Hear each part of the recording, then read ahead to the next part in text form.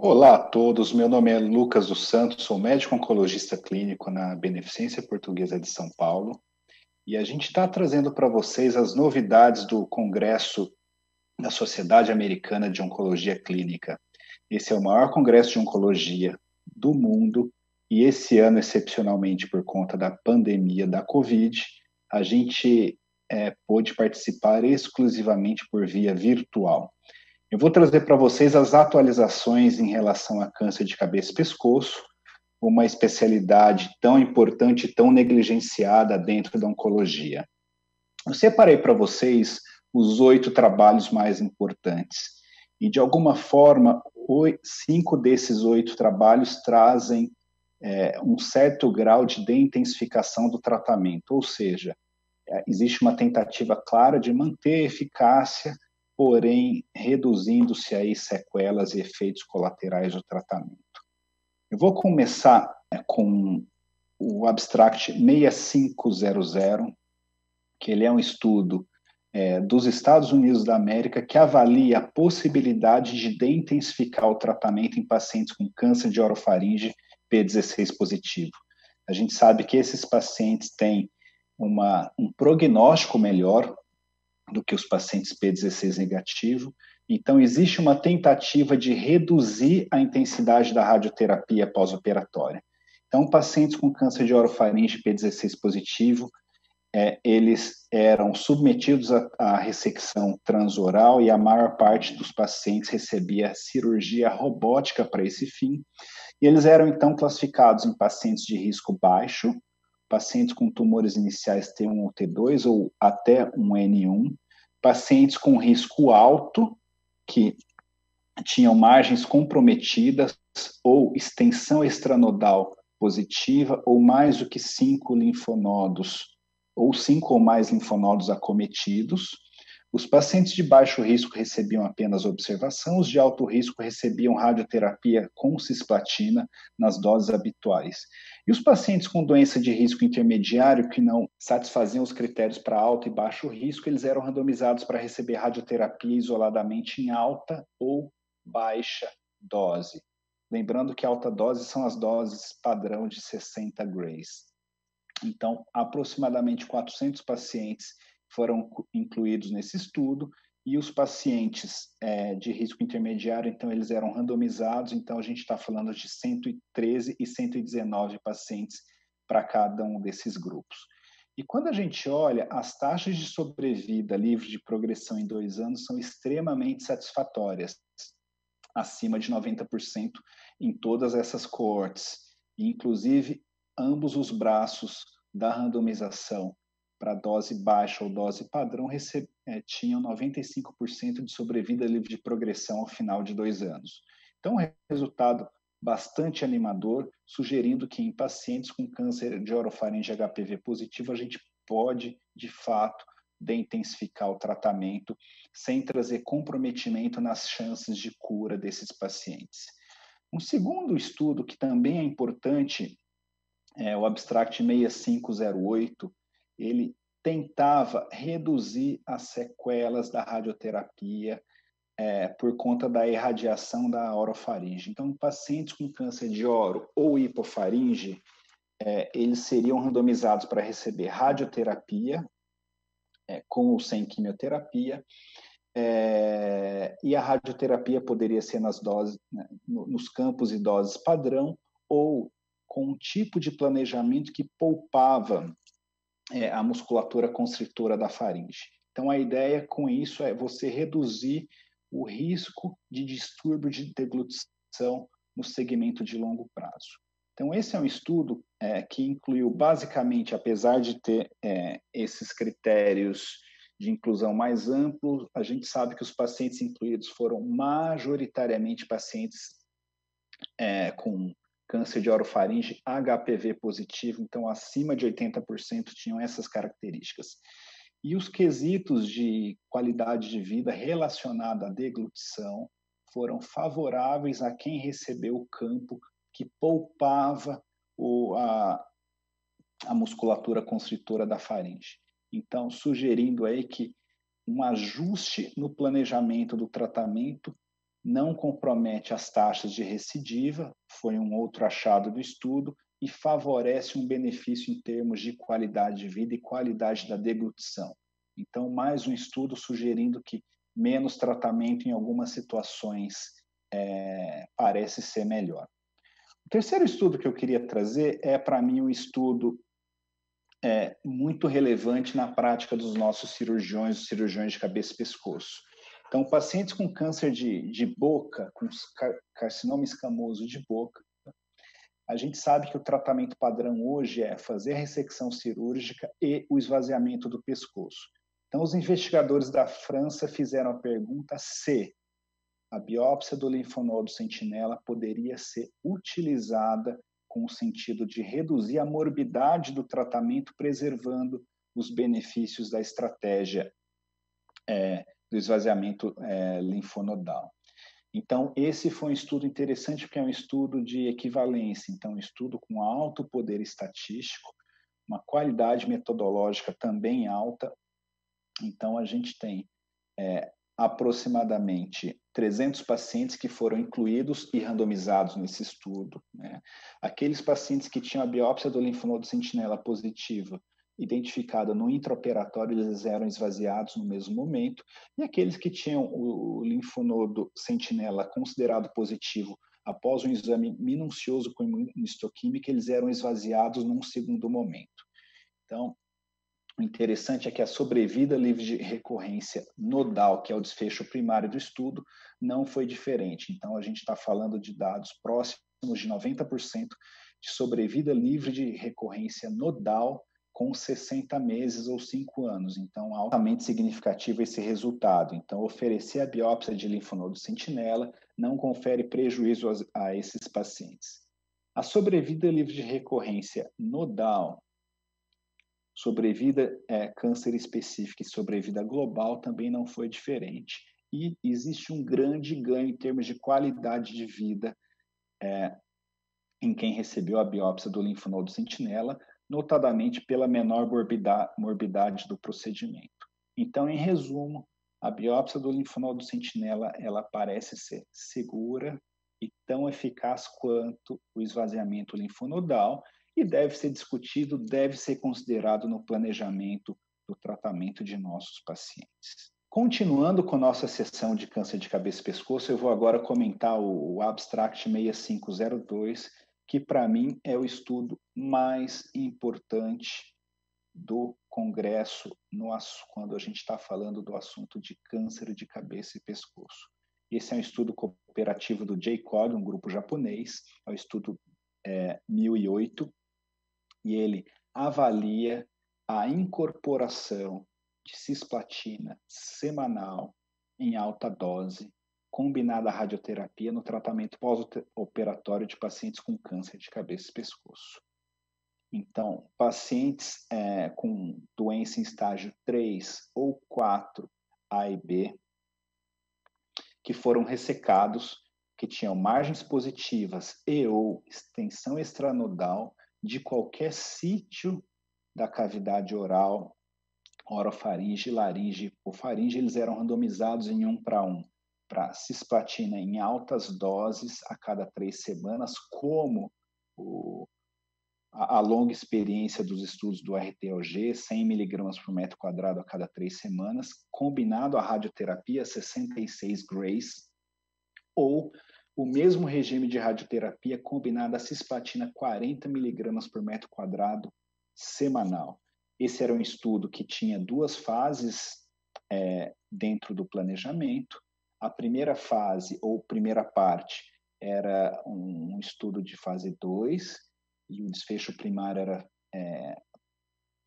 a aplicabilidade desse conceito, né? Então, você exigia que um percentual alto dos pacientes tivessem pelo menos 200 miligramas por metro quadrado de dose cumulativa de cisplatina, e essa primeira fase sendo satisfatória, o estudo, então, terminava por incluir a totalidade dos pacientes requeridos, que era um estudo de não inferioridade da quimioterapia semanal sobre a quimioterapia a cada 3 semanas. Desfecho primário era sobrevida global, Os critérios de inclusão são muito semelhantes aos critérios de inclusão que a gente vê em tratamento, de estudos de tratamento pós-operatório com quimiorradiação. E o limiar de não inferioridade, que esse era um estudo de não inferioridade, correspondia a um limite superior da razão de risco de 1,32.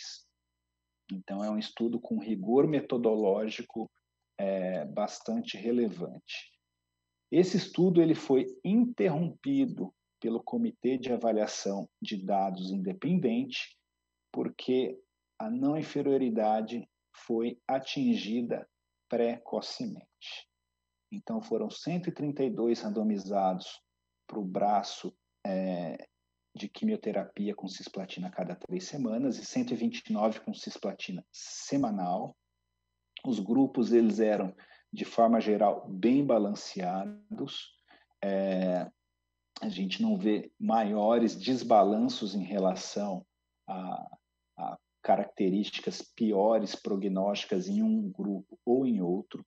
A maior parte dos pacientes conseguiu receber 3 ciclos de quimioterapia de alta dose a cada 3 semanas e 6 ciclos de quimioterapia semanal, gerando uma dose cumulativa de 280 e 239 miligramas por metro quadrado, respectivamente. E a gente vê que o desfecho primário de sobrevida global ele foi atingido. Quimioterapia a cada 3 semanas, quando comparado com a quimioterapia semanal, a gente não vê diferente. Então, a não inferioridade foi demonstrada através desse estudo, com hazard ratio de 0,69, favorecendo o braço quimioterapia semanal. A curva se abre aproximadamente com 2 anos, e nesse período a gente ainda tem muitos casos censurados, por isso que não dá para dizer que os dados de sobrevida global estão maduros em termos de análise de superioridade, mas a não inferioridade da quimioterapia semanal ela foi demonstrada. A gente tem resultados muito semelhantes em relação à sobrevida livre de recorrência, a sobrevida livre de recorrência local e, mais importante, a quimioterapia a cada 3 semanas ela trouxe melhor toxicidade do ponto de vista de trombocitopenia, então menos pacientes desenvolvendo trombocitopenia no segmento. Porém, a toxicidade do tipo neutropenia, disfagia, náusea, infecções, hiponatremia, insuficiência renal e alterações auditivas foi superior do ponto de foi em menor número, então favorece a quimioterapia semanal. Então a quimioterapia aplicada semanalmente confere melhor controle de efeitos colaterais. Então esse é um ganho absolutamente importante no manejo dos nossos pacientes.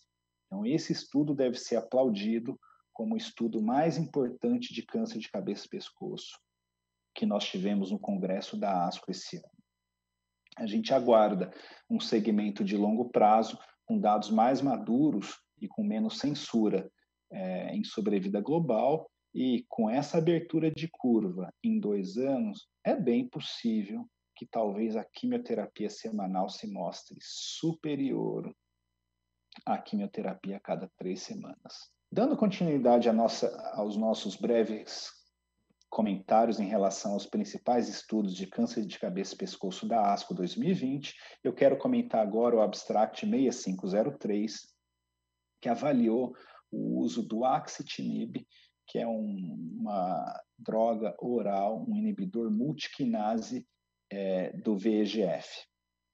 A gente sabe que o carcinoma adenoide cístico de cabeça e pescoço, notadamente de glândulas salivares maiores, ele tem um comportamento insidioso, muitas das vezes os pacientes desenvolvendo doença estável por bastante tempo, e a gente sempre teve dificuldade em entender se a doença não progredia por uma característica própria da doença ou das intervenções que foram aplicadas.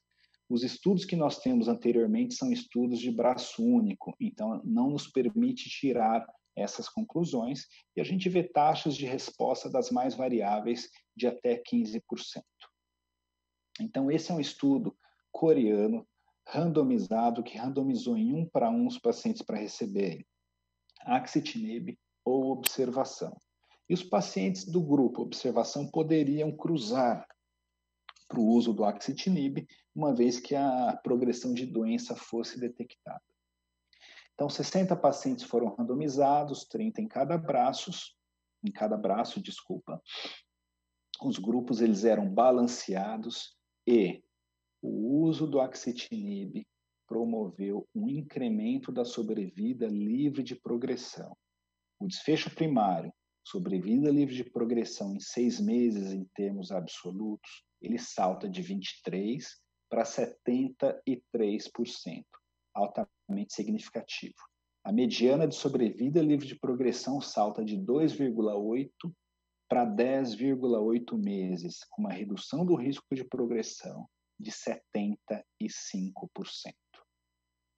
Os dados de sobrevida global não são diferentes entre si. A razão de risco de sobrevida global está em 0,6, mas não é significativo, o estudo não tem poder para identificar esse tipo de resultado, e a toxicidade foi, de fato, manejável dentro dos pacientes que recebiam axitinib. A taxa de resposta, entretanto, foi 0, nenhum paciente respondeu, com exceção de 3 pacientes do grupo observação que, quando cruzaram para o grupo axitinib, acabaram apresentando resposta. Entretanto, embora a taxa de resposta per RECIST não seja relevante, a gente vê que a maior parte dos pacientes tem um decréscimo da soma dos maiores diâmetros vistos nos exames de imagem. Esse estudo contou também com um dado que foi feito o NGS tumoral previamente à entrada do estudo, e, entretanto, nenhum tipo de alteração genética ou molecular foi preditora de qualquer tipo de benefício ou não do tratamento com axitinib. Então, esse é o primeiro estudo prospectivo randomizado em carcinoma adenoide cístico de glândulos salivares, e ele merece todo o aplauso por isso. A gente sabe que é uma doença rara, é uma doença de difícil cuidado, é difícil estudar esse tipo de patologia, porque são sempre poucos os casos que aparecem no consultório, então todo o aplauso para o time da Coreia que conseguiu executar e finalizar esse estudo. O próximo estudo que eu queria comentar é o estudo de número 6506, é um estudo do grupo da Índia, do Tata, e eles já haviam desenvolvido um regime de quimioterapia metronômica oral à base de metotrexato e celecoxib. E a principal justificativa para eles continuarem esse desenvolvimento é que na Índia, um país bastante pobre, eles não têm acesso a tratamentos de ponta como quimioterapia com cetuximab, quimioterapia com pembrolizumab. Então, o acesso ele fica limitado a não mais do que 3% da população a esses tratamentos mais modernos. Então, se justifica, sim, o uso de alternativas que possam, eventualmente, substituir a quimioterapia intravenosa padrão, no caso, a cisplatina. Então, esse é um estudo randomizado que randomiza de forma 1 para 1 pacientes para receberem cisplatina 75 miligramas por metro quadrado a cada 3 semanas, por até 6 ciclos, ou o braço que eles chamam de quimioterapia oral metronômica, que consiste em 15 miligramas por metro quadrado via oral de metotrexato uma vez por semana e celecoxib 200 miligramas via oral 2 vezes ao dia até progressão ou intolerância. Os pacientes seriam avaliados a cada 2 meses. O desfecho primário era sobrevida global. Esse é um estudo de fase 3 do tipo não inferioridade. E o número de pacientes, obviamente, reflete esse desenho. 422 pacientes foram randomizados para receber um desses 2 braços. Os grupos eles eram, de forma geral, bem balanceados. Aproximadamente 3/4 dos pacientes tinham câncer de cavidade oral. A maior parte já havia recebido tratamento anterior. O desfecho primário de não inferioridade para sobrevida global, ele é atingido com um P menor que 0,01. A mediana de sobrevida para cisplatina IV é de 6,1 meses e da quimioterapia oral metronômica 7,5 meses. Quando você faz uma análise de superioridade, você encontra uma diferença favorecendo o grupo de quimioterapia oral metronômica, que, portanto, é superior em termos de sobrevida global para quando comparamos quem recebeu a cisplatina intravenosa. Sobrevida livre de progressão também é superior, favorecendo a quimioterapia metronômica, então a mediana de sobrevida sai de 1,63 meses do grupo cisplatina para 3,23, então a gente tem aí quase que o dobro da sobrevida livre de progressão mediana, e a taxa de resposta ela é algo semelhante, 9,6 para o grupo cisplatina e 13,1 para o grupo de quimioterapia oral metronômica. Mais importante do que isso, a meu ver, é a taxa de eventos adversos. Então, os eventos adversos maior ou igual ao grau 3 saltam de 30% para 18,9% em quem recebeu a quimioterapia oral metronômica. Então, basicamente, evento adverso grave, ele é pelo menos 3/5 da taxa de evento adverso grave da quimioterapia com cisplatina intravenosa. Então, sugerindo que a toxicidade ela é talvez a principal vantagem da incorporação desse regime. A qualidade de vida também é melhor, possivelmente por menores efeitos colaterais.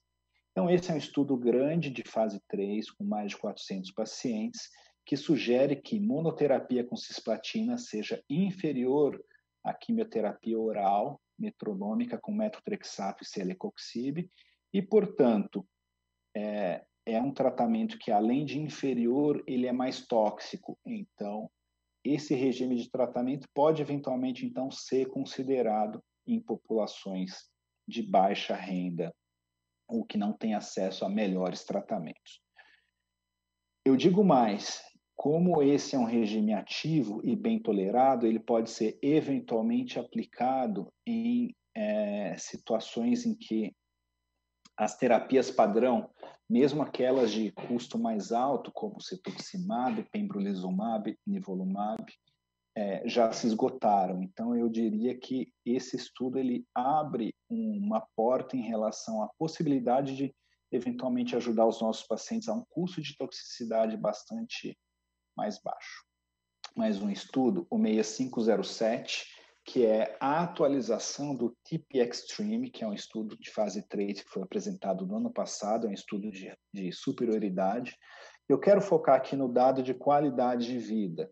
O TPX, como vocês se lembram, é um estudo que randomizava o então tratamento padrão com fluoroperimidina, platina e cetuximab, e comparava com um regime alternativo, que consistia em docetaxel, cisplatina e cetuximab. Então, a ideia que os investigadores tinham é que o regime inovador, o TPX, seria melhor em termos de sobrevida. Esse dado acabou não se confirmando, ele é um estudo negativo, embora as taxas de sobrevida sejam superponíveis, sugerindo aí que o resultado em termos de eficácia seja muito parecido.